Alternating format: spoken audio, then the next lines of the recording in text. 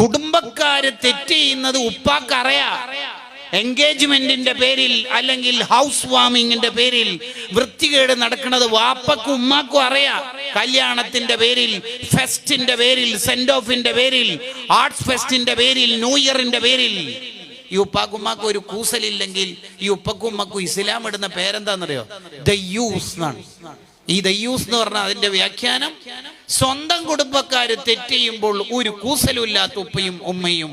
ഓ മുടി എങ്ങനെ മുറിച്ചാലെന്താ, ഓള് ഡ്രസ്സ് എങ്ങനെ ഇട്ടാലെന്താ, ഈ ഉപ്പക്കുമ്മക്കും സ്വർഗം ഹറാമാണെന്ന് മുഹമ്മദുർ റസൂലുള്ളാഹി സ്വല്ലല്ലാഹു അലൈഹി വസല്ലം. കുടുംബക്കാര് തെറ്റ് ചെയ്യുന്നത് നമുക്കറിയാം, അത് അംഗീകരിക്കുക, അത് നമ്മൾ അറിയുക എന്ന് പറയുന്നത് കടുത്ത ഹറാമും വൻദോഷമാണ്. അത് നമ്മളിൽ നിന്നുണ്ടാവരുത്. നമ്മൾ ഒരു ഉപദേശം നൽകിയാൽ ആ ഉപദേശം കൊണ്ട് ഫലമുണ്ടോ ഇല്ലയോ എന്നുള്ള